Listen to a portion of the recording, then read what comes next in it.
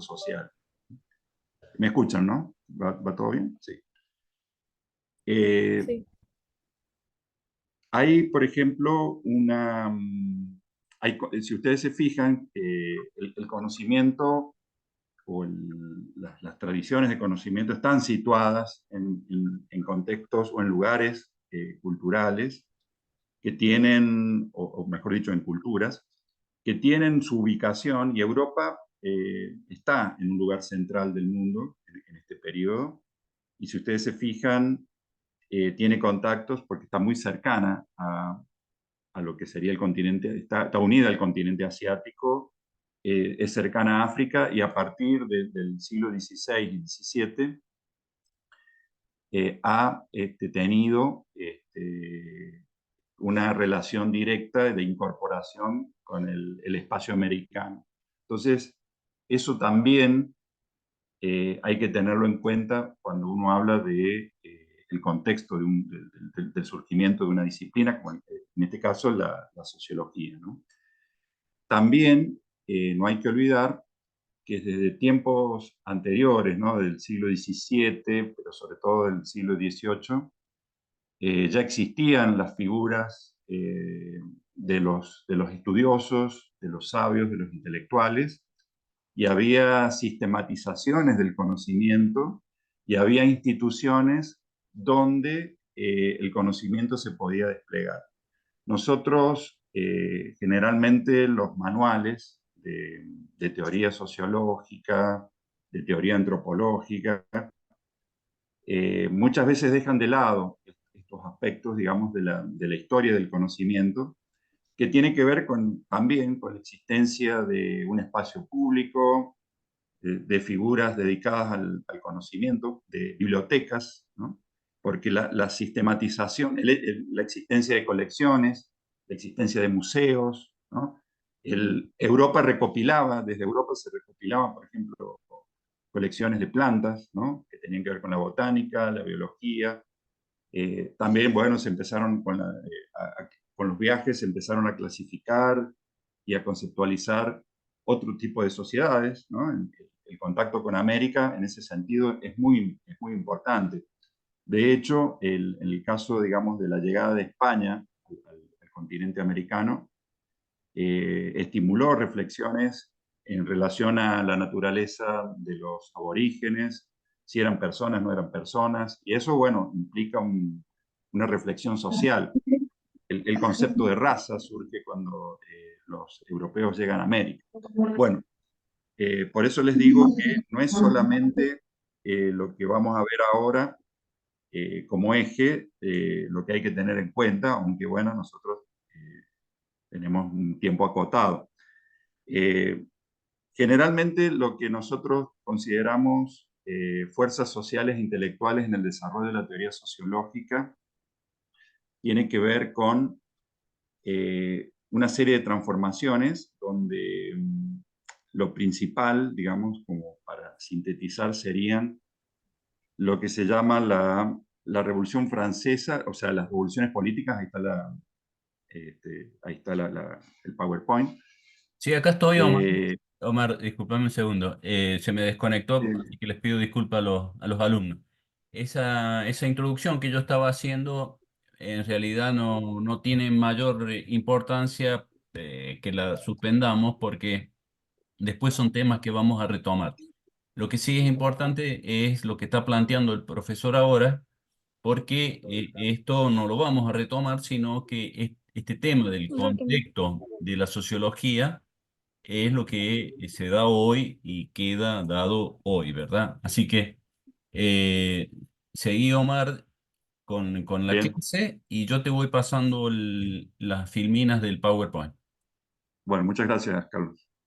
Eh, bueno, las revoluciones políticas no son, o como dice, como está en plural, obviamente, no es un evento único. Generalmente uno piensa en la Revolución Francesa, la Gran Revolución Francesa de 1789, pero no hay que olvidar que después hubo otras, y gran parte del siglo XIX, por lo menos hasta mediados del siglo XIX y después también, y no solamente Francia, sino el continente europeo, estuvo convulsionado. Es decir, que había periódicamente estallidos revolucionarios. Hay uno en el 1830, después hay otro en el 48, muy importante, porque se combinan distintas fuerzas que alteran el orden. Entonces, y la gente, digamos, veía barricadas en las calles, movilizaciones, represión, había ciudades tomadas, y eso era un desorden, digamos, ¿no? Las revoluciones políticas hay que tener en cuenta que implican otras series de fenómenos, como por ejemplo, esto es muy importante, se cambia el fundamento de la legitimidad del poder en la en estos procesos. Hay una reversión, digamos, una transformación del titular de la soberanía, del titular, digamos, de quien ejerce de la titulación del poder, de la monarquía absoluta, que tiene un fundamento en un orden, digamos, en un orden trascendente, o en un orden natural, se pasa a una soberanía nacional, digamos, ¿no? En muy poco tiempo, y eso es un impacto muy, muy grande. Aparte, se cambia el diseño institucional, se introducen ordenamientos nuevos basados en una legislación racionalista. Hay también, arriban nuevas élites al poder, emergen nuevos sectores. En el caso de la Revolución Francesa, hay un cuestionamiento del orden tradicional dominado formalmente ya, ¿no? Por un esquema donde estaba la nobleza y el clero, y emerge un sector que tradicionalmente se dice, bueno, es la burguesía, pero también en una segunda camada, digamos, de revolucionarios que asumen el poder, están también las profesiones liberales, ¿no? Como abogados, que están con una fuerte carga ideológica, ¿no? Que tienen que ver con la radicalización que se produce en esa gran revolución, que fue la de 1789. Y bueno, eran nuevas élites, entonces muchas veces las transformaciones tienen que ver con el hecho de que emergen nuevos grupos sociales, ¿no? Porque la sociedad se está transformando.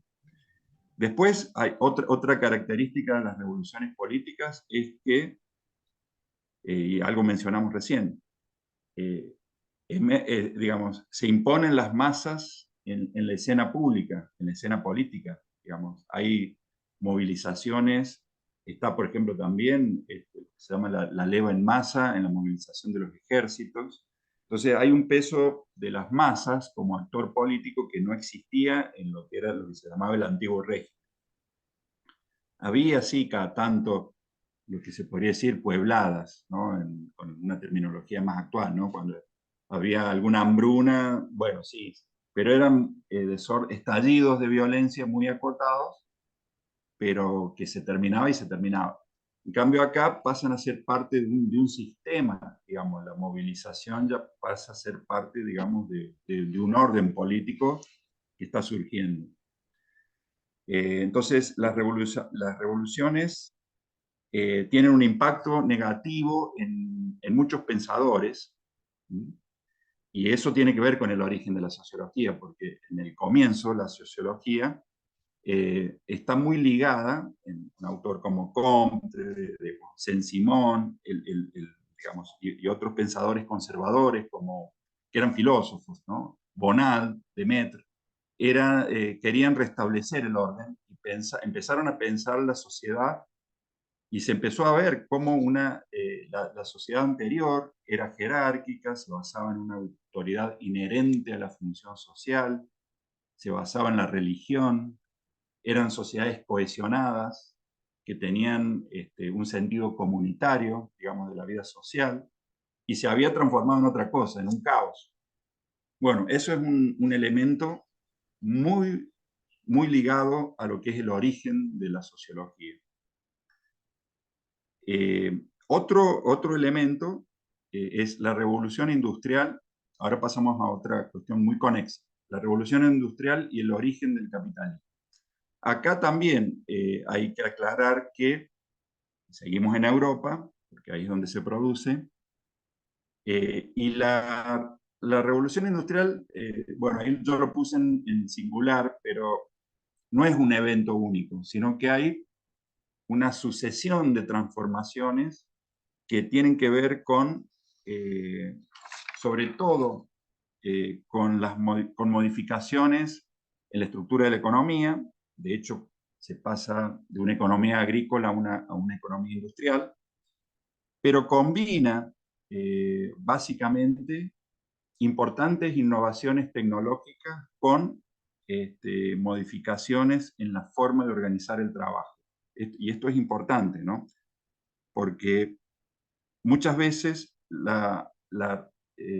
el salto, digamos, que se hace en la acumulación de capital tiene que ver con esto, con una innovación tecnológica, por ejemplo, una mecanización, digamos, de la producción, pero también con la organización del trabajo. Y lo que se llama la revolución industrial inicial tiene que ver con un cambio en la organización del trabajo que se pasa a la organización fabril. Antes, las tejedurías y las tejedoras estaban en sus casas trabajando. Y había un comerciante que reunía el producto y lo entregaba, digamos, a otro comerciante más importante, y así funcionaba. En un determinado momento, con la innovación tecnológica, se inventó el sistema de reunir a todos los trabajadores en un lugar. Bueno, ahí surgió el sistema fábrica. Pero eso no existió siempre. Se innovó ahí. Y después, bueno, las otras revoluciones tienen que ver con aplicación de la química al acero, digamos, que tienen que ver con la construcción de los ferrocarriles, que a su vez van haciendo mercados más amplios porque se baja el flete y las regiones se empiezan a especializar. Después, bueno, se introduce la electricidad, después el motor explosión, que hace que también se dispare la búsqueda de petróleo, etc., ¿no? Entonces, son todos fenómenos conexos. Y a finales del siglo XIX aparecen otras formas de organizar el trabajo fabril, que ya era fabril, ¿no? Como por ejemplo el Fordismo, que empieza a organizar, y bueno, y también se va como sistematizando a lo largo del siglo los sistemas de control, porque también la revolución industrial en relación con el Estado, ¿no? En relación, que ya lo vamos a ver cómo se da políticamente, implicaba la formación de organizaciones o burocracias económicas. La empresa funciona a partir, digamos, de un proceso de organización, digamos, que también está relacionado con lo que lo vamos a ver cuando veamos Weber, con un proceso de racionalización. Es decir, que la empresa no existe sin la contabilidad, sin la optimización, digamos, de los recursos, sin la coacción, sin marcos regulatorios, que también transformaron ampliamente y profundamente la sociedad, si la comparamos a cómo era antes, digamos, ¿no? Entonces, por eso eh, la industrialización está muy ligada en sus efectos también a la formación de un pensamiento sociológico, porque generó efectos devastadores, y ahí viene el otro tema, ¿no? La urbanización tiene que ver con la industrialización, porque las fábricas están en las ciudades y generan ciudades, y eso a su vez genera un fenómeno de migración de las zonas rurales a las ciudades. Y las ciudades no están preparadas para recibir tanta gente. Eso tiene que ver también con los cambios regulatorios. El capitalismo de las empresas, de las fábricas, requiere trabajadores asalariados.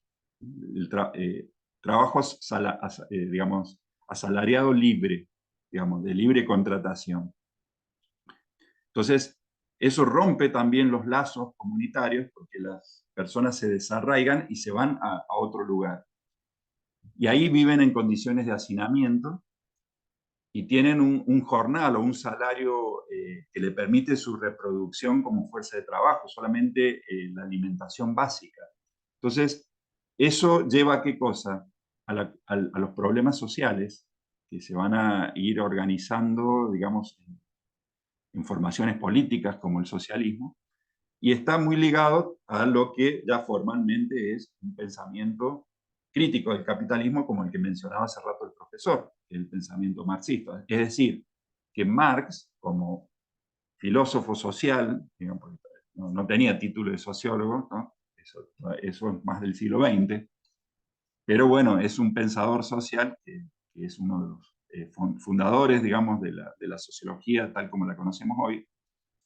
Dedicó su vida intelectual a analizar cómo funcionaba este sistema capitalista industrial, los efectos que dejaba, y empezaba a pensar cómo salir de ese sistema, ¿no? Entonces, el socialismo lo que busca es una superación, una destrucción primero de ese sistema y la construcción de otro. Pero eso no fue el centro de su pensamiento, sino más bien su obra desentraña y analiza e interpreta cómo funciona el capitalismo, ¿no? Basado en cuestiones como el valor trabajo, que eso es ya como una abstracción, digamos que una abstracción teórica, que sirve para ver todo esto que él estaba viendo en Inglaterra, que era donde se había producido primero la revolución industrial. Él era alemán, pero se había ido exiliando y había terminado en Inglaterra, y ahí pudo ver el epicentro de la industrialización del mundo, es decir, que eran pensadores que estaban también donde tenían que estar para poder ver las grandes transformaciones. Así como hay un pensador también del siglo XIX que es muy importante, por ahí lo van a ver anotado, que se llamaba Tocqueville, ¿no? Alexis de Tocqueville, un filósofo francés que tiene, que piensa, es uno de los grandes pensadores que analiza la Revolución Francesa y las revoluciones siguientes y el efecto que tiene a nivel político. Y también conoció Estados Unidos y tiene un libro famoso que se llama La democracia en América. Bueno, él ve todo ese proceso de igualación, cómo esa igualación democratizante de las revoluciones transformaron todo el sistema político. Bueno, en el caso de la economía, el que analizó el capitalismo fue Marx, y el que analizó la política fue Alexis de Tocqueville, ¿no? En el siglo Omar, XIX. Omar.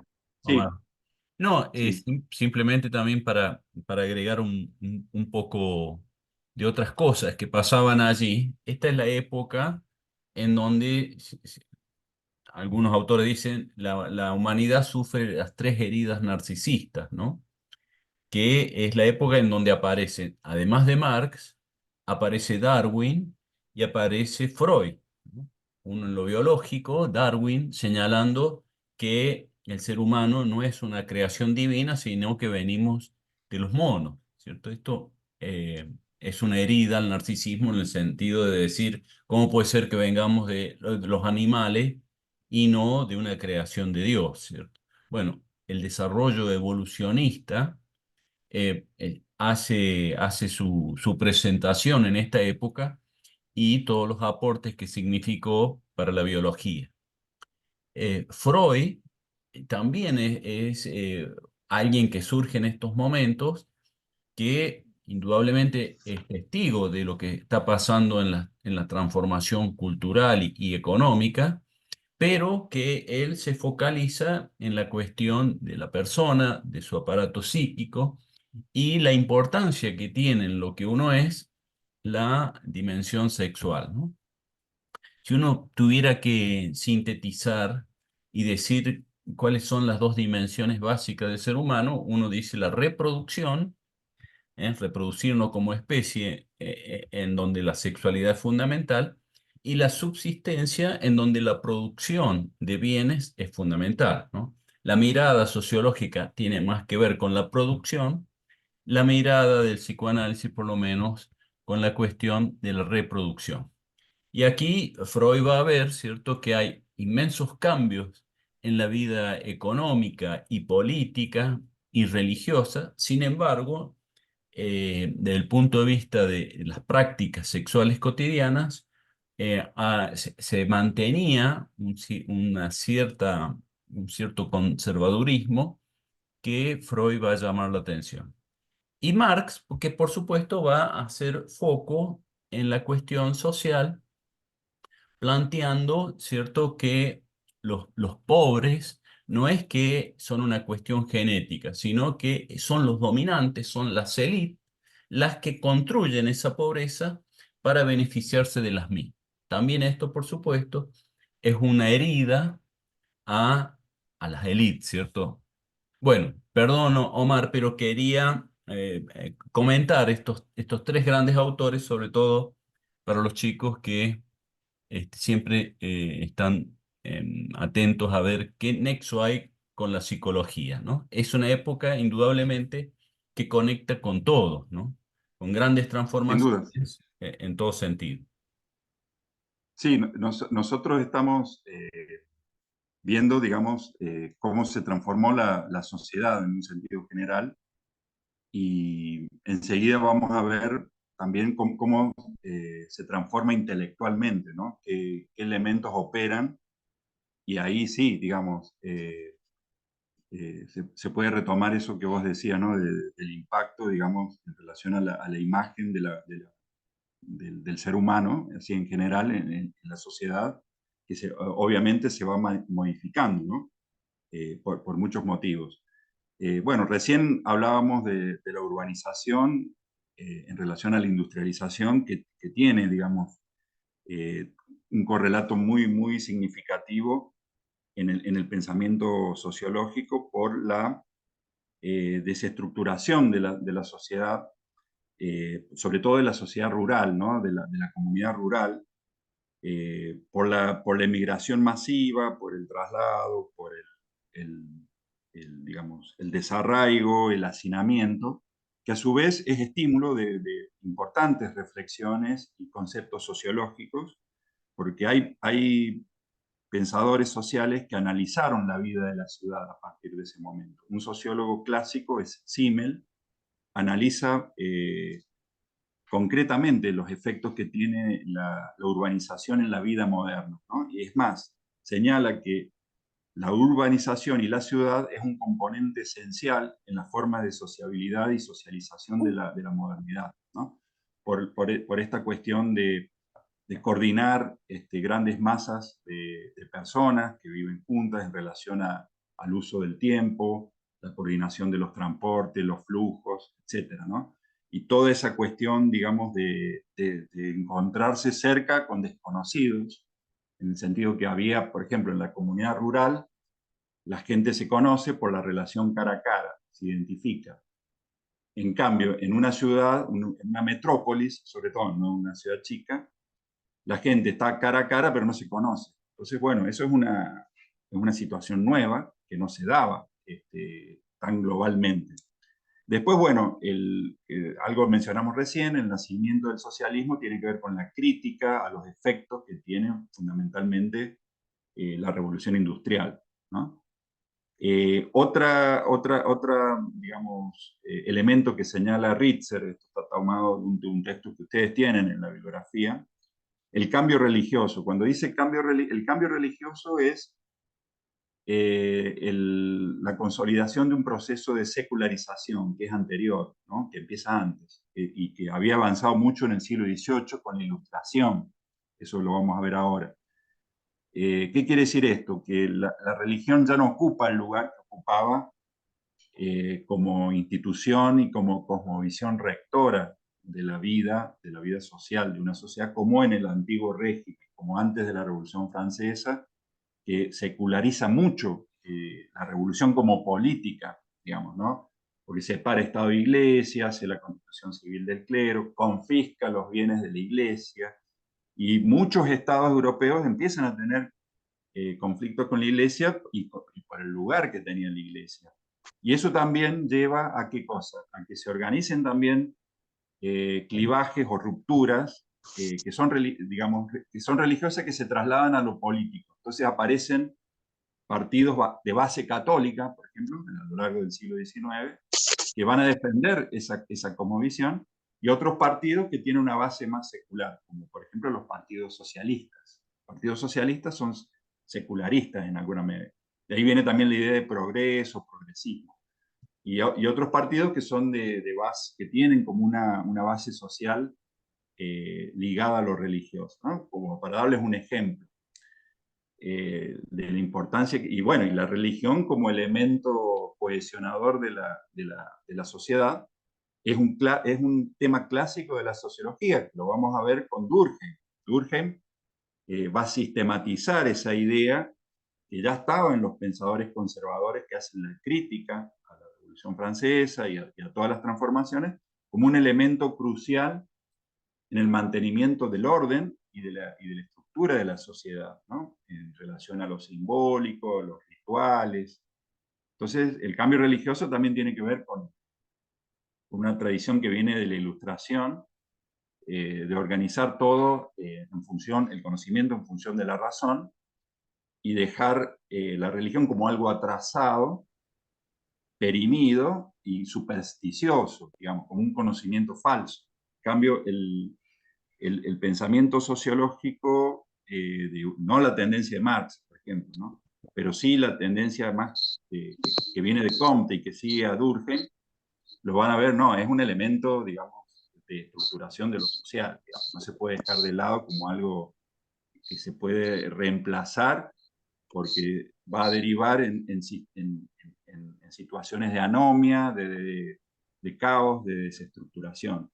Es un componente, y después, bueno, eso tiene que ver también con el romanticismo, que recupera el tema de la emoción, no tanto la razón, sino también la emoción, los sentimientos, etc.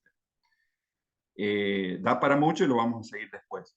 El desarrollo de la ciencia, algo mencionábamos, había sistemas, Europa tenía una tradición científica desde el siglo XVII, digamos, con las revoluciones científicas que desbancaron la visión, la cosmovisión tomista católica, digamos, de la cosmografía universal, sobre todo con Galileo, después con Newton, con Giordano Bruno, toda una serie, digamos, de científicos que entran, digamos, en el sistema de conocimiento y que rompen el sistema de autoridad, ¿no? El sistema de autoridad basado en las lecturas, que tenía que ver con la teología, con la jurisprudencia, etcétera, es reemplazado por sistemas de conocimiento que tienen una base empírica.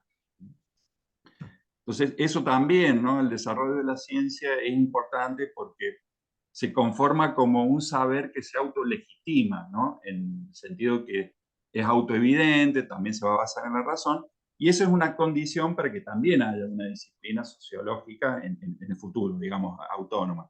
Porque ya está el modelo de la ciencia como diciendo, no me vengas con el principio de autoridad, no me vengas con que la tradición dice esto, no me vengas con que esto ha sido siempre así, sino que esto lo vamos a ir investigando, ¿no? Y bueno, enfocado a lo social, pero viene de allí, es como que tiene una relación. Y después el autor, por favor los micrófonos, eh, el caso del feminismo, que por ahí no es tan visible en siglo XVIII, siglo XIX, pero que sí, que siempre pero aparece ya en la Revolución Francesa el tema, tiene que ver con que la reflexión sobre el lugar de la mujer en la sociedad y la cuestión, digamos, de la relación entre los géneros, entre la diferencia y la igualdad, ha sido siempre un estímulo para la reflexión sociológica, digamos, ¿no? En el sentido que hace pensar en relación a cómo se naturaliza una relación o cómo es una relación social, etc. Entonces, es un componente, digamos, del pensamiento social. Bien, las fuerzas intelectuales en el desarrollo de la teoría sociológica. Este tema, si bien parece que es muy teórico, es importante, digamos, porque la sociología surge en un movimiento, digamos, intelectual, donde aparece una reacción, digamos, y una contrarreacción, o una contrarreacción, en el sentido que nosotros nos tenemos que parar en la Ilustración. La Ilustración, ustedes saben, es un movimiento intelectual de crítica a la sociedad de entonces. ¿no? Que es una sociedad que está fuertemente organizada en la visión religiosa todavía, tiene la monarquía como autoridad de la sociedad, son sociedades monárquicas. El monarca es hereditario y tiene su poder, su poder tiene un fundamento en el origen divino. Es una sociedad estamental, eso lo van a entender bien cuando veamos los sistemas de estratificación. ¿Se acuerdan que, no sé si fueron mencionados en la introducción, pero cuando se presentó el programa, hay distintos sistemas de estratificación que organizan en grupos los sistemas sociales, ¿no? En las sociedades. Y uno de ellos, muy importante, es la sociedad estamental. Y la sociedad estamental, cuando se desestructura todo y es abolida, da origen, en el siglo XIX, a la sociedad de clases. Pero la sociedad estamental, inherentemente, es un sistema de privilegios, ¿no? Es un sistema de privilegios. Entonces, los pensadores ilustrados, cuando nosotros decimos la ilustración, son un conjunto de intelectuales, de filósofos, que están en el espacio público, que escriben, que publican, porque ya en Francia hay periódicos y se publican libros, y hay una censura, pero no es tan fuerte como en otros lugares. Y en esos libros y en esos círculos literarios, también los hay, digamos, en esas asociaciones, se critica el sistema estamental de privilegios. ¿Por qué? Porque había un sector que era el que movía la economía, que no tenía los privilegios o la representación que tenían los otros dos, que eran el clero y la nobleza. Entonces, la Ilustración hace una crítica a la sociedad, tiene elementos fundamentales que son, por ejemplo, el individuo. La sociedad es vista como una sumatoria de individuos, tienen su origen en el contractualismo, en Inglaterra está ya en el siglo XVII, pero la Ilustración piensa que la sociedad surge, o las sociedades políticas surgen de un pacto entre los individuos. Ese es el modelo que opera, por ejemplo, en el pensamiento revolucionario. Y ese contractualismo, ese pensamiento que dice que la sociedad es una sumatoria de individuos, ¿no? Y que todo lo que se ve en la sociedad es producto de la abolición, digamos, de esos individuos, va a ser cuestionada por los pensadores que siguen a la Ilustración, que tienen una fase conservadora y que de allí va a salir una línea muy importante del pensamiento sociológico. Pero el pensamiento de la Ilustración es muy fuerte en que cuestiona a la sociedad, cuestiona la sociedad del antiguo régimen, y después va a quedar ligada, y ahí viene la crítica, va a quedar ligada a los desórdenes revolucionarios. Entonces, en la visión de los conservadores que siguen después, son Bonald, Mestre, Saint-Simon y el mismo Comte, el padre de la sociología, los pensadores de la Ilustración, en gran medida, son los responsables, o tienen que ver, o tuvieron alguna responsabilidad, ya habían fallecido porque eran del siglo anterior, pero tuvieron alguna responsabilidad en lo que había sido el desbarajuste, digamos, de la sociedad producto de la revolución. Y también le cuestionan, por ejemplo, que hubiesen criticado la religión como base de la sociedad, y, y haberla puesto como un sistema, digamos, como dije recién, de superchería, de superstición. Un pensador muy importante del siglo XVIII que atacaba, digamos, a la Iglesia Católica muy sarcásticamente era Voltaire. No sé si ustedes lo habrán sentido nombrar. Bueno, Voltaire es uno de los principales pensadores de la Ilustración, y escribió muchísimo y era muy agudo, muy inteligente. Los libros fueron muy importantes y bueno, era una crítica devastadora. Entonces, bueno, era muy rechazado por estos pensadores, digamos, del siglo XIX. Otra cuestión es, por ejemplo, el hecho de la enciclopedia. La enciclopedia es ustedes saben lo que es una enciclopedia, ¿no? Organiza el conocimiento en una publicación y se ordena alfabéticamente. La enciclopedia, aunque parezca algo inocente, es un dispositivo que desestructura la visión del mundo anterior. ¿Por qué?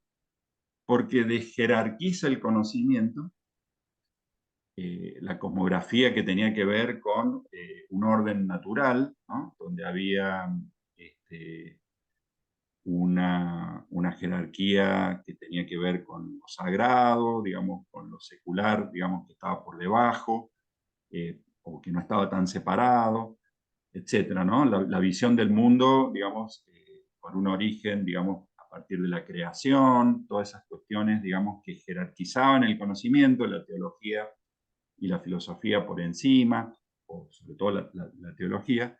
Y acá el conocimiento es organizado en orden alfabético. Empieza con la A, sigue con la B, sigue, y así sucesivamente. Entonces, eso, y aparte se difunde para hacer que el conocimiento no sea algo tan oculto, sino que tiene que llegar al público. Y bueno, eso también es una característica de la ilustración.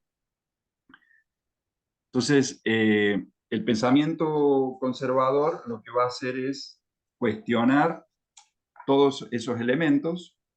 Ahí hay una serie creo que se ve en la siguiente filmina, eh, si la pueden pasar, no sé si Fernando o Carlos creo que lo está manejando. Hay un autor que se llama Zeitlin, que sintetiza, Zeitlin y lo retoma Ritzer, ¿no? Que ustedes lo tienen en la bibliografía. Bueno, sintetiza, digamos, lo que yo en cierta forma les estaba explicando recién. Dice, la ilustración concebía lo social a partir del individuo. Los conservadores se interesan por la sociedad, que es algo más que el mero agregado de individuos y que existía per se, digamos, ¿no? Entonces acá hay algo muy importante, que es como que los pensadores de la línea de Comte, con Demetri y Bonal, no van a empezar por el individuo. El individuo, ¿se acuerdan que es como un átomo social que por su sumatoria se conforma la sociedad? Empezaba en el individuo, en el pensamiento ilustrado. Ellos van a decir, no, la sociedad es otra entidad aparte, no solamente que es aparte, sino que es más importante y que es anterior al individuo. Entonces, la sociedad era la unidad de análisis que más importaba a estos pensadores, y es más, el individuo era producto de la sociedad y no la sociedad producto del individuo. En el pensamiento contractualista, los individuos vivían en el estado de naturaleza, por actos de raciocinio y volición deciden juntarse, y cuando libremente deciden juntarse y delegar su poder originario para crear una estructura de poder, crean la sociedad. Acá van a decir, no, es al revés. Existe una sociedad, es más importante que el individuo, y la sociedad va a crear al individuo, es producto del individuo. Entonces, el individuo ni siquiera es el elemento más básico. La sociedad estaba compuesta por instituciones, ¿no? ¿Cuáles son las instituciones? Bueno, la familia, eh, eh, todas esas eran estructuras previas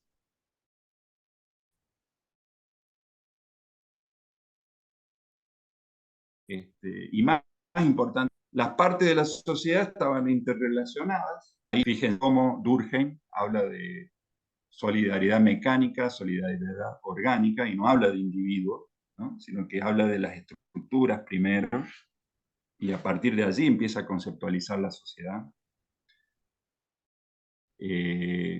Cuando hable del suicidio, considerar jamás como un acto deliberado individual, sino que tiene que ver con una estructuración, digamos, de la sociedad donde el individuo está inserto y en función de eso va a actuar de esa forma. Bueno, entonces acá se va saliendo como digamos, una forma de entender lo social diametralmente opuesto a lo que se veía o que se había, digamos, lo que se había formado durante los siglos XVII y XVIII, ¿no? Había una impronta, digamos, holística, digamos, de totalidad, antes que individual, ¿no? La abreviatura FPS es Formación del Pensamiento Social, pero para no hacer tan grande, no me iba a caber en una sola y quería dividirla en dos. Formación del Pensamiento Social. Después, otra característica del pensamiento de estos conservadores, que están en el origen de la sociología, es que no les gustaba el cambio, cosa que que sí propugnaba el pensamiento ilustrado.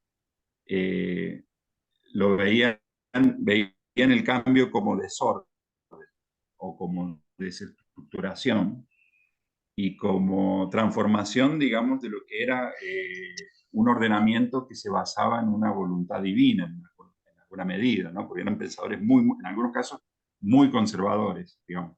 En el caso de Comte, no tanto como los otros dos que mencionamos, pero eran pensadores conservadores en ese sentido estricto. Ustedes saben, y esto bueno, es una acotación, antes de seguir con la otra filmina, que el punto de quiebre, digamos, en muchas áreas del pensamiento político, social e ideológico, en relación a las ideologías políticas, se da en la Revolución. Es decir, que la Revolución Francesa es un antes y un después. De hecho, de la Revolución Francesa sale o se consolida el liberalismo, ¿no? En una fase de la Revolución es liberal, la Revolución Francesa es liberal porque introduce un sistema de poder liberal, ¿no? En el sentido que dicta una constitución liberal, por favor el micrófono, en Ahí, Omar, 1791.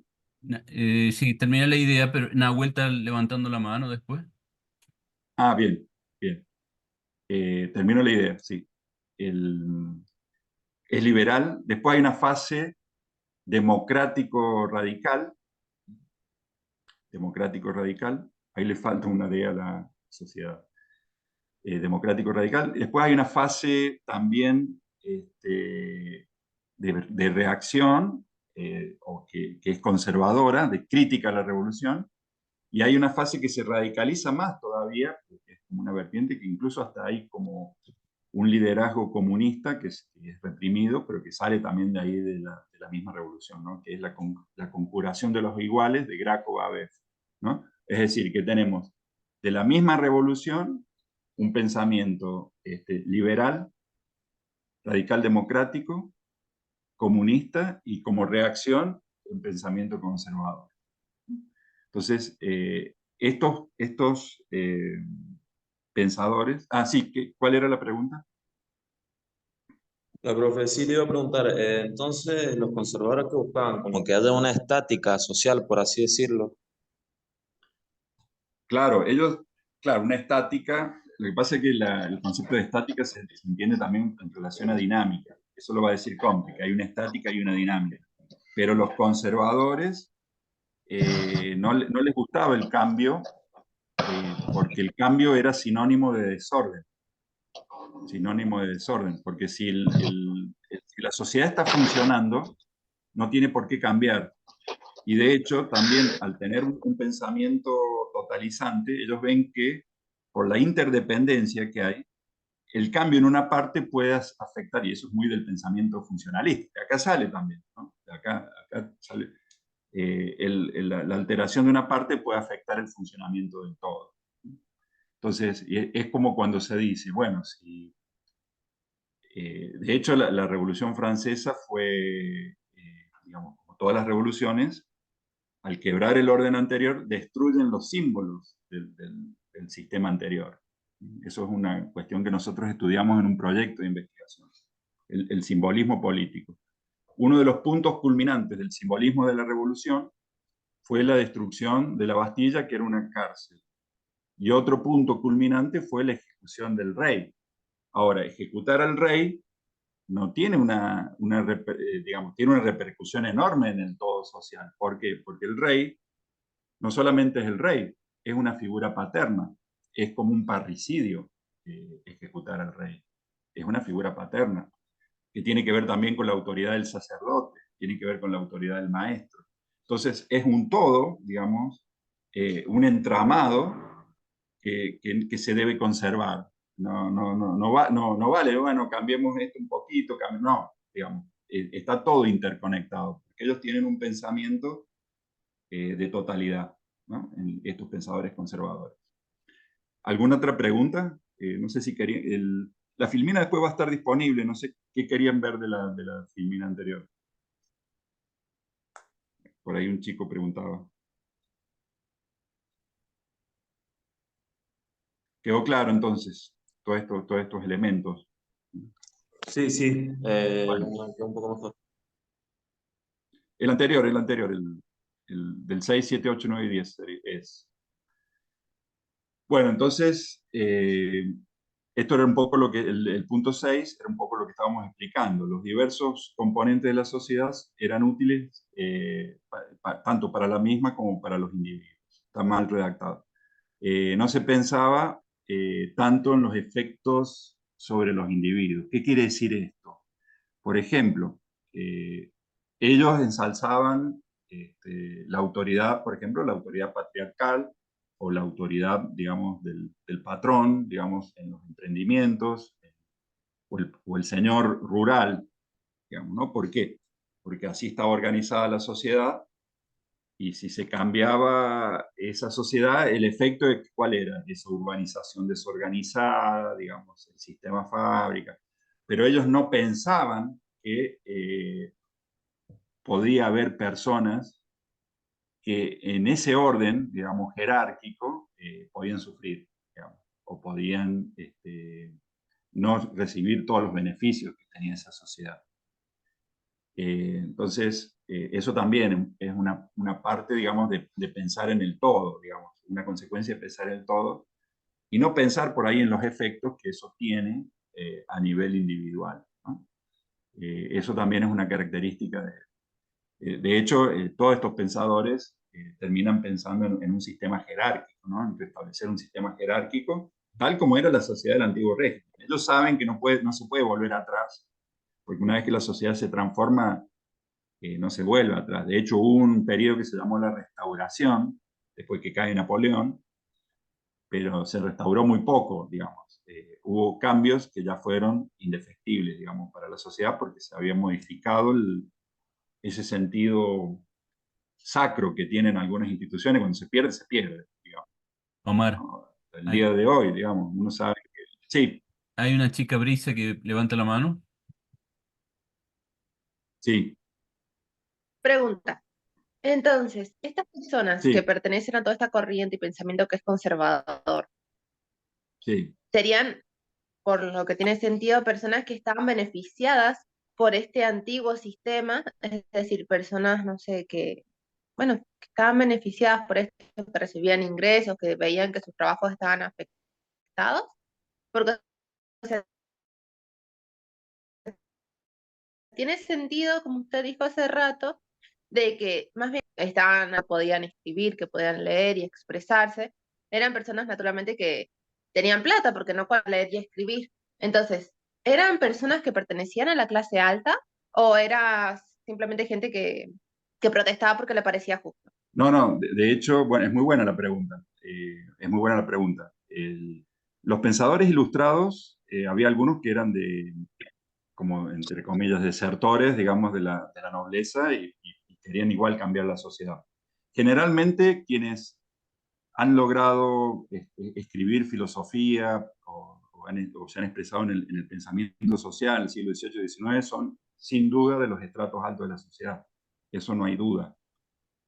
También hay sacerdotes que se dejaron los hábitos y se pasaron para el otro lado también, pero son todos de los sectores más acomodados, porque no había todavía, son más del siglo XIX y de la segunda mitad del siglo XIX, los sistemas de educación pública, ¿no? Que se impulsan también por consecuencias de la revolución, ¿no? Para unificar la sociedad con otros criterios. En esta época son de sectores altos. De hecho, la diferencia puede estar en que en el caso de algunos pensadores liberales, ¿no? Cuando digo pensadores, no, perdón, de profesiones liberales, no liberales, de profesiones liberales, me estoy refiriendo a los abogados. Los abogados, bueno, sí, eran como personas que por ahí no eran de los sectores más altos, pero estaban en ascenso. Entonces, bueno, esa también es la típica persona que puede hacer un cuestionamiento del orden, porque eso puede facilitar su ascenso, digamos.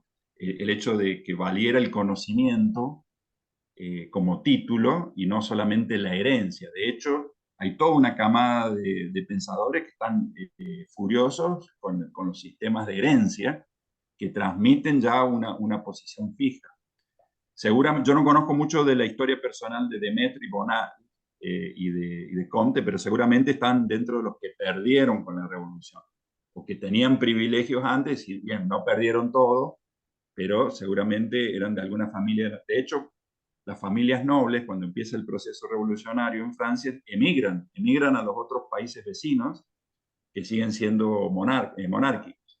Y de hecho los países monárquicos hacen coaliciones contra Francia porque tienen miedo que se extienda, y de hecho se extendió eso.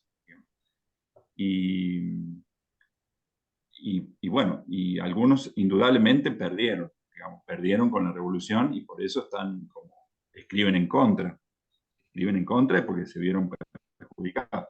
Pero sin duda todos los que escriben son de los estratos altos, Claro. por lo menos, sí. ¿Alguna otra pregunta? Gracias.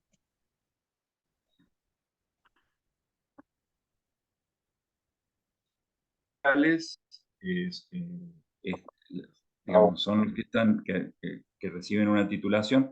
Un abogado, digamos, recibido de sectores medios, que, bueno, no había tanta clase media, pero un revolucionario, Robespierre, por ejemplo, era abogado de la zona norte de Francia, y bueno, iban entrando, digamos, en el sistema, digamos, que estaba muy cooptado este, por la gente de origen noble, pero de hecho se compraban los cargos, ¿viste? Entonces como que eso también era la vía de entrada de los burgueses, digamos. O sea, las profesiones liberales eran de la burguesía, digamos, la burguesía no tan dineraria, pero vinculada, tenían comercio y empresas coloniales, etc.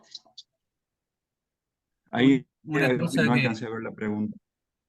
Sí, no, una cosa que se podría eh, sí. anticipar también de algo que vamos a ver más adelante, es que generalmente los dominantes en una sociedad, las élites, los privilegiados de una sociedad, tienden a ser conservadores y por el solo hecho de que están en una buena posición, ¿no?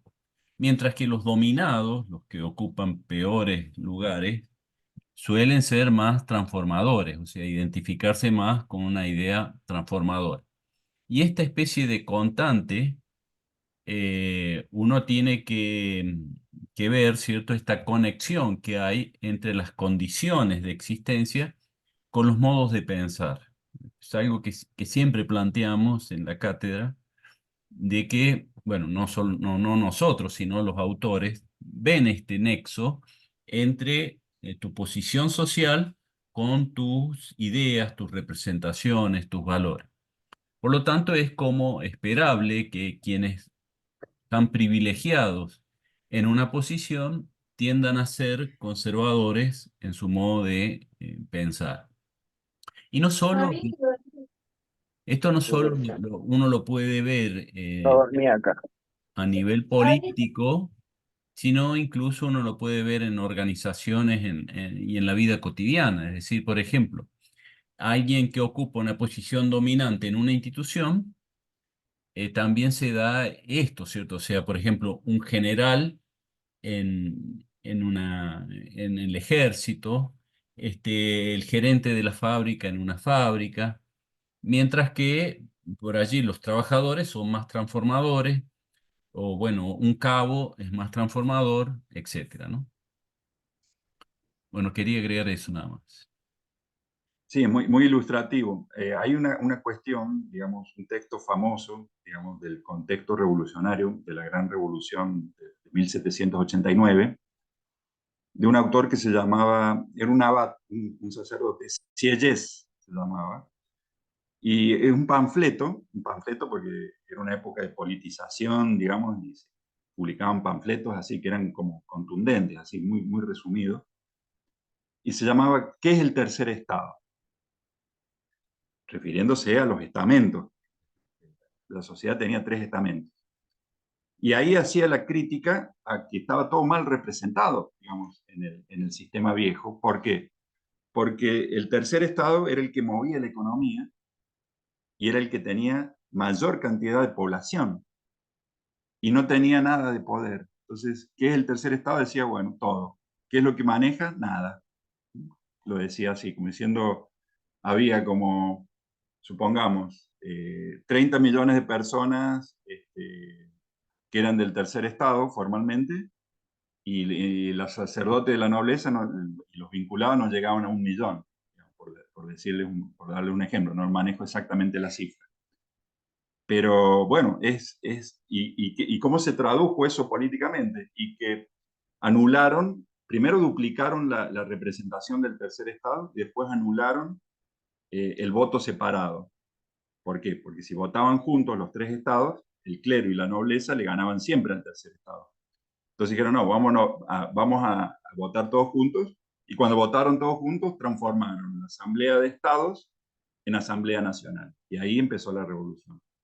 Pero hubo un planteo típico, digamos, de los que se sentían marginados, se sentían marginados, pero tenían recursos intelectuales, económicos y políticos para revertir esa posición, ¿no? Entonces, esa también es la cuestión. Esta gente, digamos, que defiende un orden, ha perdido, pero sigue conservando recursos, digamos, para expresarse. Y los que cuestionaron también no estaban favorecidos del todo, pero tenían con qué como para poder meterse en el juego. Bueno, a ver. Está bien. Los diversos componentes de la sociedad eran útiles tanto para la misma como para los individuos. No se pensaba, bueno, eso ya lo dijimos, sí. Bueno, acá hay otra cuestión, ¿no? Las pequeñas unidades sociales. Omar, hay, Sí, hay una pregunta que quizás estaría bueno que vos aclares, alguna pregunta en el chat, que preguntan sí. a qué te referís con conservador y transformador. Bien, buena pregunta, buena pregunta. Cuando hablamos de transformador, nos referimos a el típico pensador ilustrado del siglo XVIII, que cuestiona el orden tal como está vigente. Dicen, no sirve el sistema de estamentos, tiene que haber, no tiene que haber más súbditos, tiene que haber ciudadanos, hay una politización de la sociedad. Bueno, eso es un pensamiento transformador, porque está proponiendo, está haciendo una crítica al orden y está proponiendo un orden distinto, como diciendo, vamos a ser todos iguales, vamos a ser todos ciudadanos, en el pensamiento ilustrado.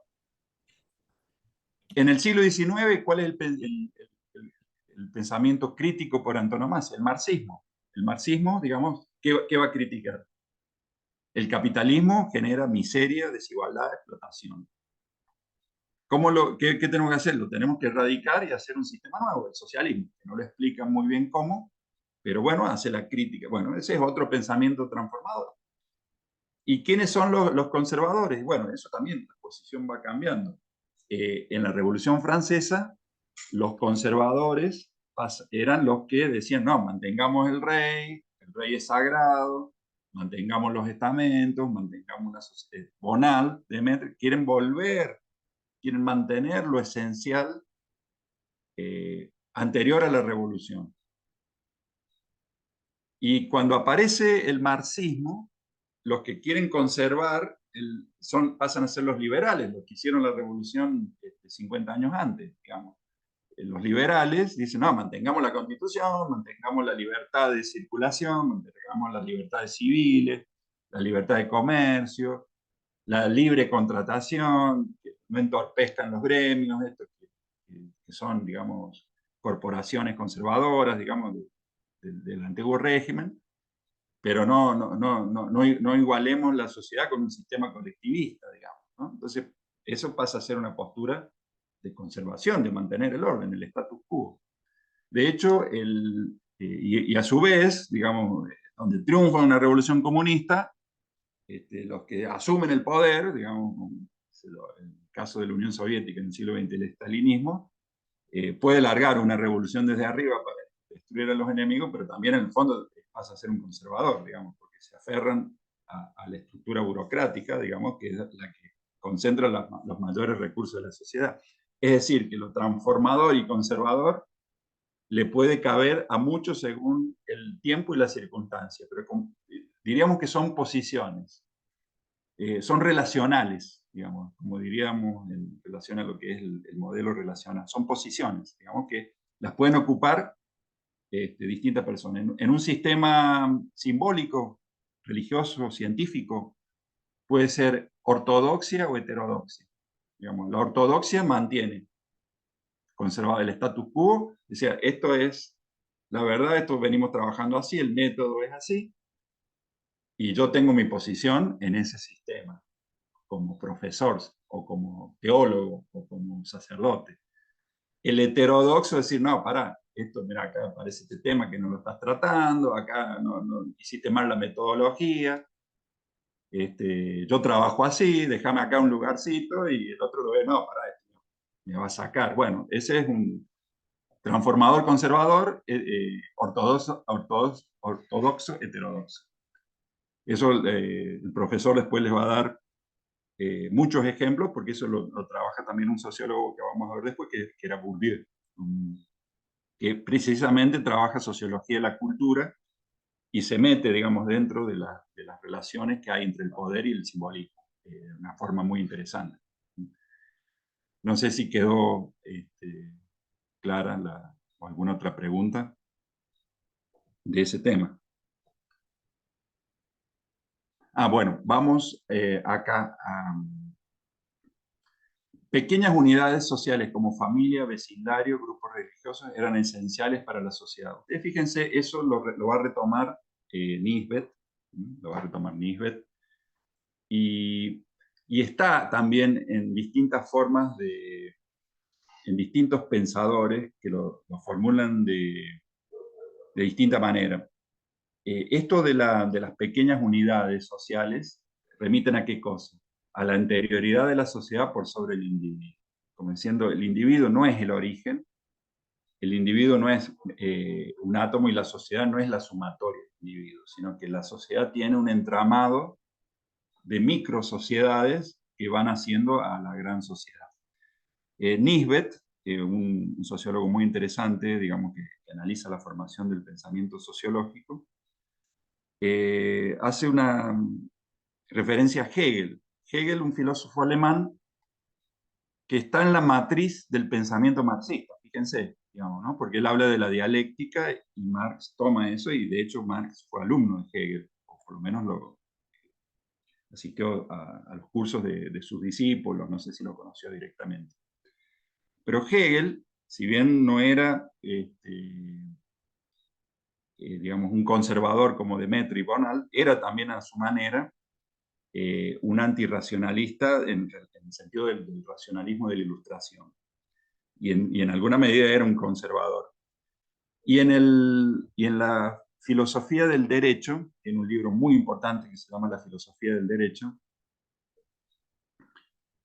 en la filosofía del derecho, él dice, cuando habla de la sociedad, porque hay como toda una sociología implícita en ese libro, se va conformando a partir de pequeños círculos o microcírculos que se van como solapando. Entonces él habla de la familia, de la profesión, del vecindario, del grupo religioso, la pertenencia religiosa. Ustedes saben que los alemanes o son protestantes, o son católicos, son presbiterianos. Entonces, todas esas núcleos o círculos de pertenencia son los que le dan un lugar al individuo y lo protegen de alguna manera. Entonces, y la sociedad está conformada por una sucesión o por un entramado de esos círculos, digamos. O sea, pero nunca, nunca en sentido contractualista como sumatoria de individuos, ¿no?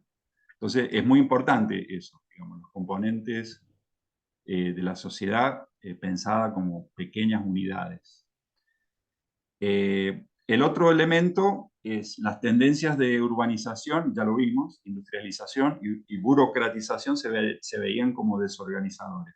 Cuando se habla de burocratización, viene también lo que se llama, y lo vamos a explicar ahora conceptualmente, según Nisbet, es lo que se llama la despersonalización de las relaciones, ¿no? Porque cuando una estructura, digamos, una sociedad se burocratiza, es como que se torna, se implantan mecanismos de relación que no son personales, sino que están estandarizados en función de, digamos, distintas posiciones que pueden ocupar distintas personas.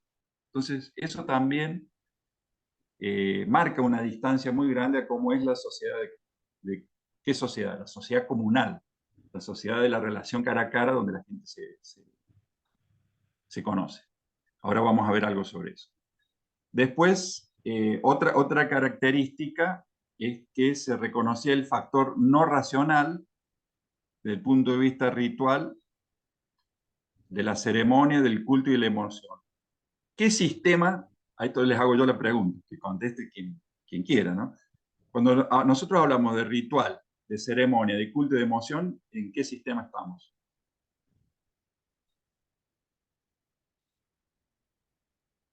A ver. Religioso. Religioso. Exactamente, exactamente.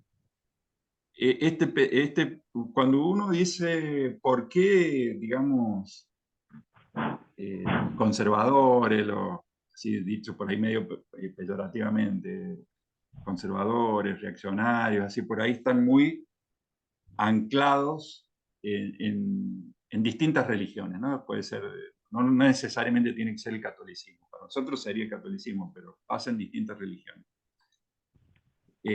Bueno, tiene que ver con esto, digamos, que la religión no es solamente, digamos, un discurso sobre la divinidad, sino que es un sistema social, digamos, y microsistemas que operan, digamos, dentro de la sociedad. El grado que tenga, digamos, de inserción, bueno, puede variar en función de la secularización de esa sociedad, pero ha sido siempre, digamos, y esto es lo que van a resaltar estos pensadores y lo van a ver con Durkheim, un sistema, digamos, de contención emocional y social para cada persona. Entonces, por eso nada que ver con la concepción que tenía el pensamiento ilustrado y que va a retomar Marx, ¿no? El marxismo dice, bueno, la religión es el opio del pueblo. ¿Por qué? Porque es parte del sistema de dominación. Y sí, hace esa crítica por ese lado. Pero los otros lo ven de otra forma, como diciendo, no, es parte del entramado social y también protege al individuo. Y bueno, la culminación es que, bueno, apoyan un sistema social jerárquico, eso tiene que ver con la reminiscencia estamental y la reminiscencia, digamos, de los sistemas de autoridad que estaban implícitos, ¿no? Es muy interesante. ¿Qué dice, también siguiendo con el tema de las fuerzas intelectuales? Esto no está en PowerPoint, porque se me salteó, pero después se lo vamos a dar. Antes de ver eso, y ya vamos a ir cerrando, a nivel de unión, digamos, de los aspectos sociales e intelectuales, porque tiene que ver con una síntesis. Nisbet marca tres tendencias que son importantes en la conformación del pensamiento sociológico.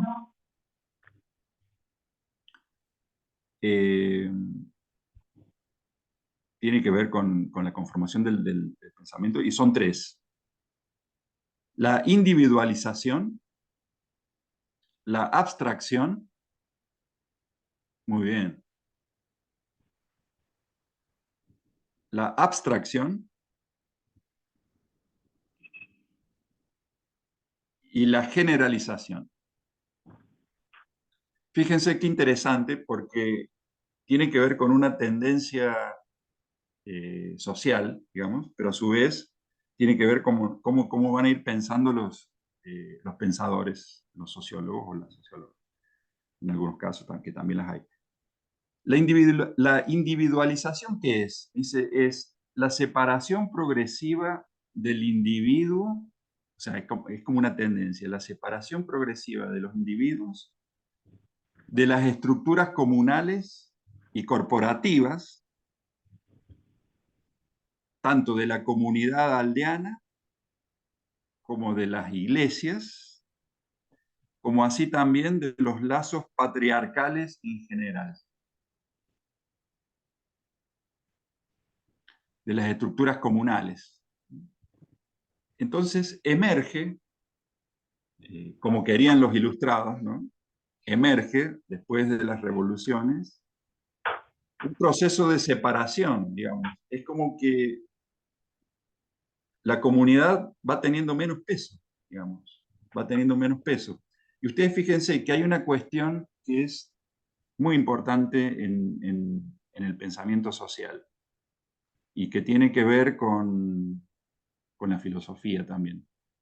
Muchas veces se toma conciencia o se conoce un elemento de la sociedad cuando ese elemento se transforma o desaparece.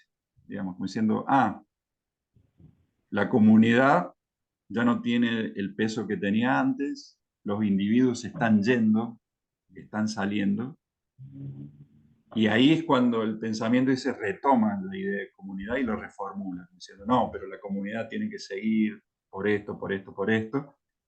Y bueno, y hay como a partir de todas las transformaciones, de la revolución y de la industrialización, el pensamiento sociológico repensó la comunidad. La comunidad, vamos a ver, lo trabaja Nisbet, y creo que vamos a cerrar ahí. Entonces, eso es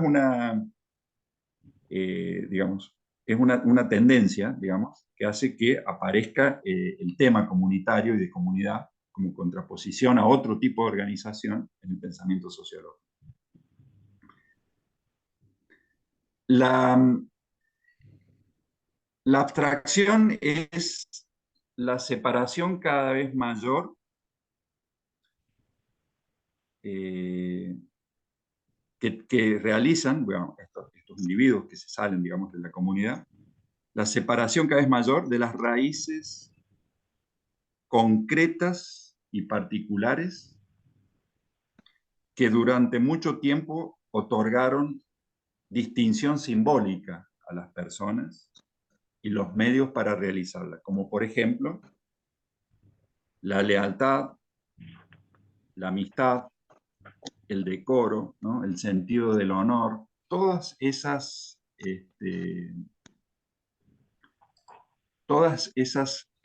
actitudes, todos esos valores, todas esas prácticas estaban ancladas, obviamente, ¿no? en una estructura social, y se empiezan a separar, digamos, de lo que habían sido esas estructuras. Es decir, el sentido del honor, el sentido de la lealtad, viene del feudalismo, digamos, en definitiva. Viene de la época anterior. Si hay una sociedad burocratizada, anónima, digamos, concentrada en las urbes, digamos, que tiene que coordinar, digamos, el movimiento de miles de personas, que tiene que proveer, digamos, de los sistemas, digamos, de funcionamiento, digamos, de esa concentración, no se puede regir totalmente por ese tipo, digamos, de prácticas que estaban ancladas en otro mundo. Entonces, ahí se opera, digamos, esa abstracción, ¿no? que tiene que ver fundamentalmente con los valores. La individualización tiene que ver con la separación del cuerpo, la abstracción, con valores que van quedando como relegados y que se van refugiando en pequeños lugares, pero que tienen un origen en otro mundo. O sea, el hecho de conservar un pequeño grupo de amigos reemplaza, digamos, y que, con una práctica de lealtad y, digamos, y de vínculo emocional, reemplaza lo que eran antes un gran sistema. Por lo menos así estaba planteado, ¿no? Y Perdón, después, profe, sería, por sí, ejemplo, la abstracción en lo que se refiere a ese tipo de valores, sería como, no sé, el dejar de tener que arrodillarse ante el rey, por ejemplo, para hacer un trabajo, pasando a una sociedad más moderna con tu jefe de trabajo, por ejemplo. exactamente, exactamente, porque eso de arrodillarse es un simbolismo de la jerarquía, digamos, ¿no? Frente a, que también podía ser en una sociedad, digamos, del siglo XVII, XVIII, arrodillarse ante el padre de familia. Un hijo por ahí se arrodillaba ante un padre. Así como se han seguido arrodillando frente a sacerdotes, porque siguen imbuidos, digamos, de una investidura sagrada. El sacerdote sí, pero antes eso impregnaba las relaciones sociales porque tenía otro sentido el mundo. Entonces, esa práctica queda abstraída de ese mundo y queda circunscrita, digamos, a una pequeña, digamos, el caso Queda del arrodillarse como desaparece, porque reversionada, es de ¿cierto? súbdito. ¿Cómo? Como reversionada queda, digamos, ahora. Queda como una cosa sin sentido, digamos, en el caso, digamos, de un sistema público que, digamos, no hay que olvidar que la revolución destruye la condición de súbdito y construye la condición de ciudadano. Y el ciudadano es un igual y es, a su vez, el titular del poder como parte, digamos, de la nación o del pueblo. Entonces ya ahí cambia el sistema, en el caso, digamos, de arrodillarse, ¿no? Como marca de jerarquía. Pero va a seguir habiendo otros símbolos que los reemplazan, digamos, como por ejemplo sacarse el sombrero o hacer una reverencia o correrse, digamos, de la vereda cuando viene un señor, digamos, que es de otra condición, que eso Europa lo mantuvo mucho, digamos, durante mucho tiempo a lo largo del siglo XIX. Pero eso, eh, digamos, son prácticas que se generaron en otra estructura social y en otro tiempo y van quedando como relictos, digamos, ¿no? Y bueno, eso, y a su vez se van reformulando. Pero eso pasa también, digamos, en, en Europa y va a pasar también en América y en todas las sociedades que se transforman. Y el último elemento es, que también es importante en estas transformaciones, es lo que Nisbet llama la generalización, que es que la nación y el ámbito internacional pasan a ser el campo más frecuentemente para el ejercicio del pensamiento. Entonces, como se conforman unidades estatales con otro criterio que el de la monarquía, sino que tiene que ver con un sistema de lealtad nacional, a su vez se van unificando a partir de la conformación de mercados, se piensa en términos nacionales, mucho más que antes, ¿no? En unidades más grandes que rebasan qué cosa. Rebasan la comunidad estrecha, el vecindario, o la corporación, digamos, que era donde se pensaba. Antes se pensaba en términos de iglesia, de universidad, digamos, ¿no? En el sentido de donde estaban situados los intelectuales. En cambio, acá ya empiezan a hablar de naciones, y un sistema internacional, ¿no? Un sistema global. Eso también tiene que ver con la transformación, eso tiene mucho impacto en el pensamiento. Bueno, terminaríamos, bueno, vamos con las ideas, ahí está. Bueno, las ideas elementos de la sociología, de Profe, cierta ¿puedo volver un forma. ratito a la anterior para que le saque Sí, bien captura porque está escribiendo? Eso. Listo. Gracias. bien. Sí, volvemos a la. No son 7, son 5. No sé por qué hay un error, si se puede corregir eso. Porque hay, Terminé medio apurado el PowerPoint, parece, ¿no? Una preguntita. Sí, sí, todo lo que quieras.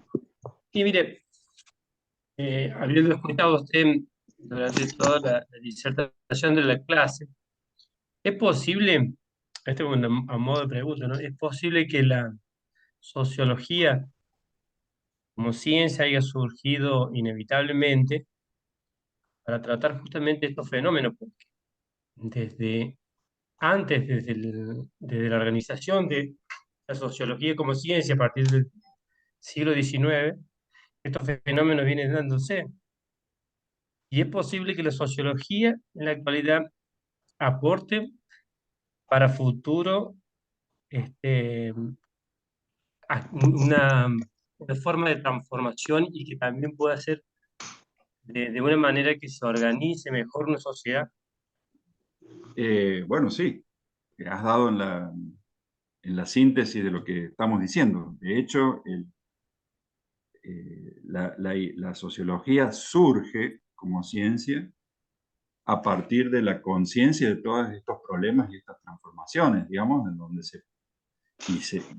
que obviamente nace también con un deseo, una intención de reorganizar la sociedad para lograr su estabilidad en algún sentido, y nunca va a perder esa impronta de hacer la crítica, digamos, de un orden, o tratar de paliar de alguna forma, de conocer los efectos que tiene una transformación. Eso está en la impronta del pensamiento social desde esa época, digamos.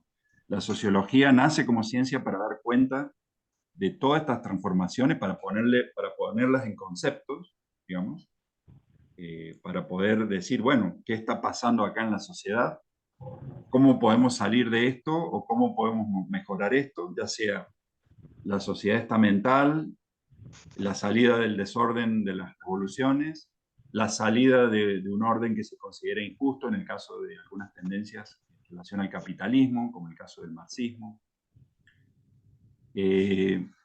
Esas ideas surgen en esos contextos, digamos, de transformación social. Y de hecho, esas transformaciones no se terminaron allí. De hecho, hay, por darles ejemplos más recientes, ¿no?, de todos estos procesos de desestructuración de la economía, cuando se habla, por ejemplo, de la transformación del capitalismo en un capitalismo financiero, los procesos de globalización, que hacen deslocalizaciones de la producción, digamos, acrecientan las migraciones, acrecientan, digamos, el pasaje a empleos basados en servicios que a su vez requieren alta calificación. Todo eso reproduce de alguna manera, no exactamente igual, crisis y transformaciones que han pasado, sobre todo del capitalismo, ¿no?, del siglo XIX. Ha habido reacciones contra procesos de globalización que son anteriores al que nosotros conocemos como reciente, después de los 90, digamos. A fines de 1800 del siglo XIX también hay una financiarización, hay como una expansión del capitalismo que termina en una serie de crisis. De hecho, ha habido crisis con la Primera Guerra Mundial, hubo una crisis en la década del 30, también una crisis capitalista muy importante que generó desempleo y también desarraigo, desestructuración, problemas familiares. Y la sociología piensa sobre eso ya en el siglo XX.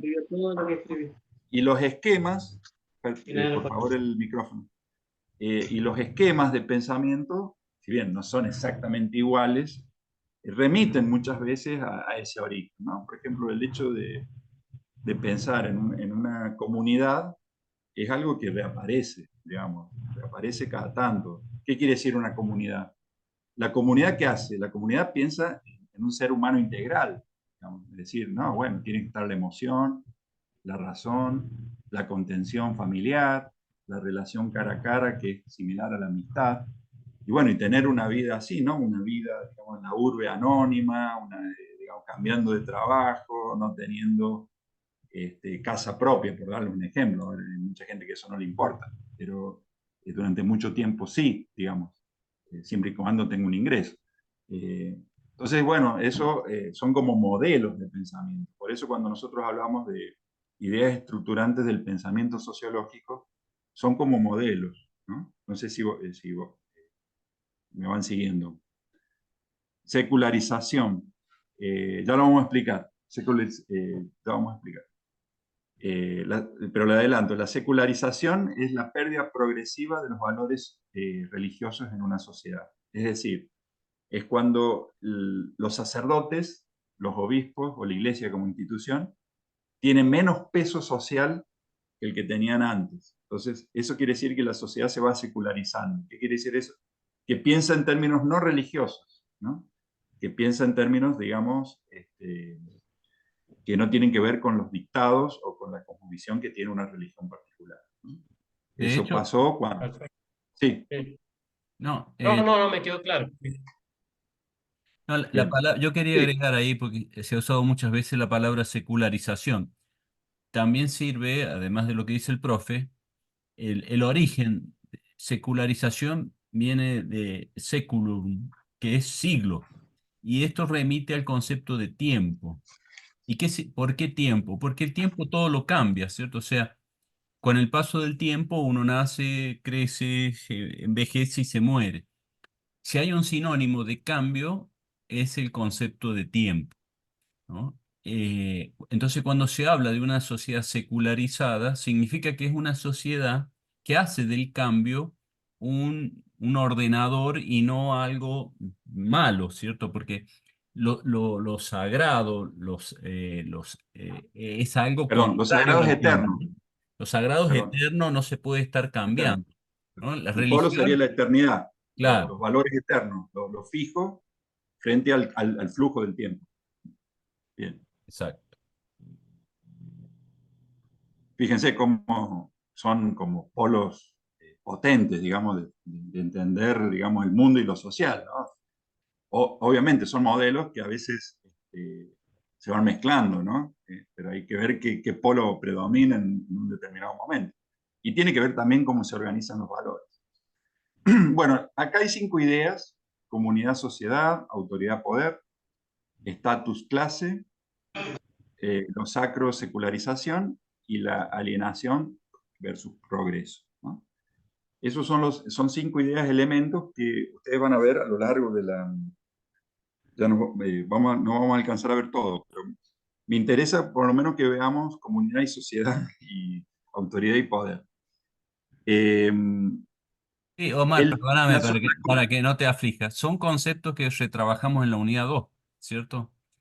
Ah, bien, bien, bien. Todos estos conceptos los vamos a ver. Quizás si podés detenerte en el de alienación versus progreso ahí, que ese también lo vemos, ¿cierto? Pero ese nexo entre alienación y progreso no lo vemos así, pero por eso quizás, dado el tiempo, si te podés detener en ese. Bueno, lo que pasa es que para ver ese es necesario ver, porque tienen una ordenación lógica. De hecho, la alienación es, digamos, lo podemos decir sintéticamente, la alienación es la pérdida del dominio de lo que uno hace, de lo que uno produce.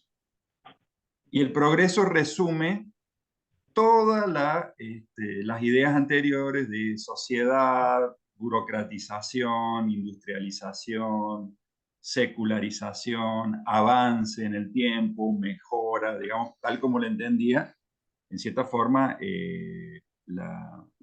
ciertas filosofías, digamos, como la filosofía ilustrada.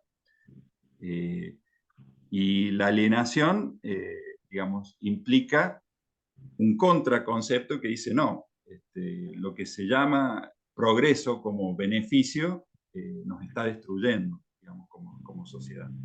Son como metáforas y son como alegorías también, digamos, de todo un proceso social. Porque decir progreso, está bien, sí, está centrado en el tiempo, pero resume, digamos, la secularización, digamos, la industrialización, una sociedad, digamos, ordenada racionalmente también, digamos, planificada. La planificación de la sociedad empieza también con la Revolución Francesa, con la entronización de la razón como ordenadora, diciendo, bueno, acá se va a vivir así, acá se va a legislar así, esto va a ser la ley es para todos. Bueno, hay un proceso de centralización del poder. Entonces, bueno, todo eso está resumido al final en el progreso. Pero eso así lo trabaja Nisbet, digamos, ¿no? Se puede ver de otra forma. De todos modos, hay muchos sentidos de alienación, por eso tiene su complejidad verlo ahora. Sería mejor verlo ya retomándolo con el marxismo. Y uno de los sentidos es el que le da Marx.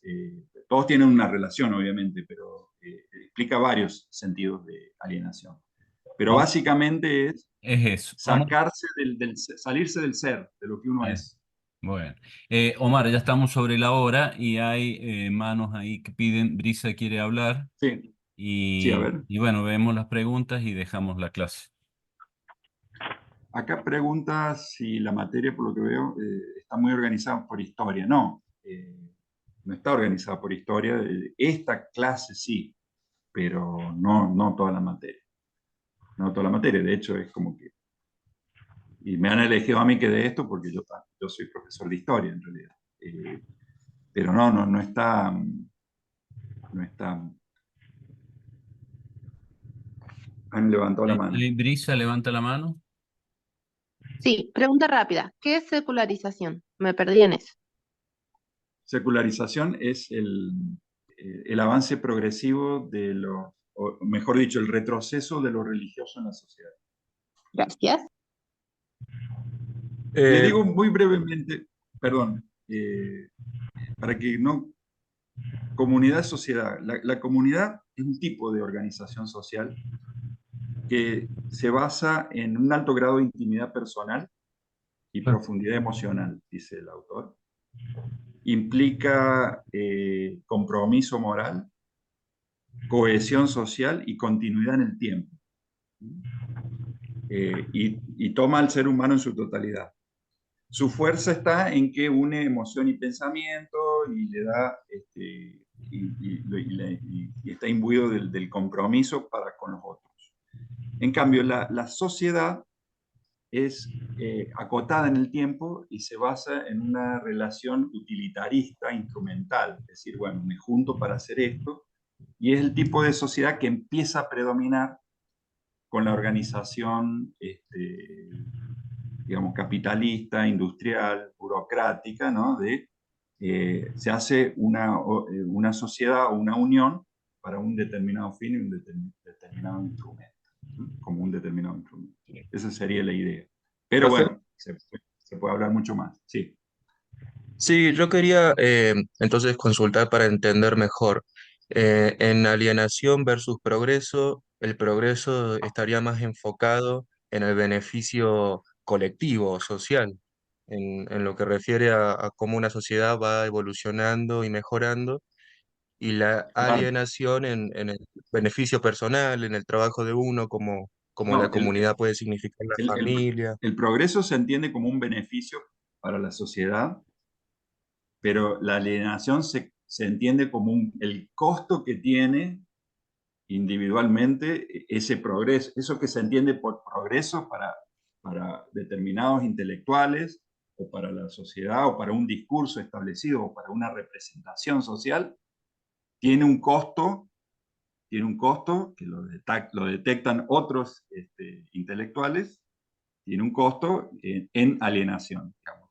Sí, el progreso es muy lindo, viajamos más rápido, viajamos más lejos, hay digamos, una mayor riqueza acumulada, pero hay gente que está alienada, digamos, que queda alienada porque eso tiene un costo. Y de hecho es lo que se muestra, digamos, que todo progreso, es más, ya no se cree tanto en el progreso. De hecho, la idea de progreso se empieza a terminar con la Gran Guerra, con la Segunda Guerra, cuando se ven los efectos ecológicos, digamos, del capitalismo, con la bomba atómica. Es como diciendo lo que se veía como epítome del progreso, que era la ciencia. La ciencia sirve para matar, digamos, como es el tema. se fabrican bombas atómicas, hay toda una inteligencia, digamos, de la comprensión de la física del átomo, digamos, con inversiones millonarias en simuladores que reproducen la estructura del átomo, se pueden hacer muchísimas cosas y sirve para destruir la humanidad. Entonces, eso hace entrar en crisis la idea de progreso. Y la alienación es eso, no controlar lo que estás haciendo, digamos. Es como diciendo, bueno, estás creando un monstruo y no te das cuenta que haces un monstruo. La Juan, física sin control puede caer en manos de cualquiera. Bueno, eso es alienación. Sí, digo, para muchas avanzar con las preguntas. preguntas, porque ya estamos en la hora, hay 3 manos más levantadas. Sí, Perdón, profe, Marx habla sobre esto de la alienación en el trabajo, ¿cierto? Así es es. un concepto central de Marx, la alienación. De hecho, es el concepto más profundo que tiene en sentido filosófico. Claro, sí, sí. Bueno, ahí yo veo Facundo y eh, Noah y Luis. Hola, profe. Una preguntita rápida. Sí, ¿Esta clase está grabada? ¿Queda grabada en alguna plataforma? Sí, la estamos grabando en sí. este momento y la vamos a subir al canal de YouTube. Ah, bien, genial, gracias. Bueno, ¿alguna otra pregunta? Profesor, A Sí. ver. mire, la consulta puntual es sobre el origen de estos pensadores, trayendo un poquito a una horita atrás más o menos de la clase. Hablábamos de estos pensadores como gente que se radicó de su clase social y usó su intelecto para alzar las voces en determinadas corrientes o pensamientos, ¿verdad? Sí. La pregunta puntual, estos pensadores, ¿se los puede calificar como iniciadores de la sindicalización de lo que fue, por ejemplo, la Revolución Francesa, en el caso contemporáneo puntual del pensador? Bueno, sí, hay que ver en qué momento nos situamos. En el caso de la Revolución Francesa está lleno de pensadores, sí, que se salieron, digamos, de su esquema de clase o de su esquema social e hicieron la crítica de una sociedad que los beneficiaba, pero que no estaban de acuerdo. Eso es muy de los intelectuales también. Son considerados en algunos casos como tránsfugas, ¿no? Pero es muy común en la historia del pensamiento que un intelectual se separe de su medio social para hacer la crítica del orden social, porque no encuentra su lugar. Eso está trabajado en Mannheim, un sociólogo de sociología del conocimiento, se llama inteligencia, ¿no? Utilizando un término del ruso, que es precisamente toda una serie de intelectuales que hacían la crítica al orden zarista, siendo que ellos provenían, digamos, de los sectores privilegiados. Y ahí viene. Es muy común, es muy interesante también estudiarlo. Por eso lo planteaba, porque me quedó esa pequeña deducción, valga el término, de estos señores intelectuales que, bueno, se salían de su gueto, se salían de su estrato social para, por Sí, ahí, bueno, ir a las clases sociales más ignorantes, si se quiere el término, tanto despectivo, pero término al fin, para omitir su opinión o su pensamiento en base a este requerimiento de la sociedad. sí, hay que verlo en cada caso también, ¿no? Tiene tiene sus bemoles eso también, pero es interesante, sí. Bien, muchas gracias, profesor. No, está bien. Profe, yo tengo una consulta respecto a las definiciones que dijo de comunidad y sociedad, su diferencia. ¿Eso cambia también cuando cambiamos de modelo de Estado y todo eso? O sea, cuando pasa en la Revolución Francesa de una monarquía, Sí, se descentraliza la religión y todo eso, pasamos de una comunidad a una sociedad y mucho más en la Revolución Industrial. sí, exactamente, porque lo que hace la revolución es centralizar las Claro, claro. relaciones, ¿eh? Y las empieza a manejar políticamente desde el Estado. Entonces, las comunidades pierden su lugar. Es muy Bueno, fuerte ese proceso. Y generó buenísimo, resistencias y luchas. buenísimo, muchas gracias. Bueno, estudiantes, tenemos que Profe, dejar, perdón que lo interrumpa. tenemos que dejar el Zoom, porque Nos van a cortar, si no, sí, se va a cortar. Eh, Vale, nos despedimos. porque nos Antes que- pueden consultar por el Facebook, por el aula virtual, pero bueno, no te quería cortar. Decí tu pregunta. No, no era para hacer larga, sino que había puesto un mensaje, eh, no sé a quién se lo mandé, eh, porque sobre yo había mandado un mensaje en Facebook que era urgente, nada más que eso. Bueno, ahora revisamos el Facebook y lo vemos. Bueno, espero que les haya gustado y cualquier cosa estamos a disposición.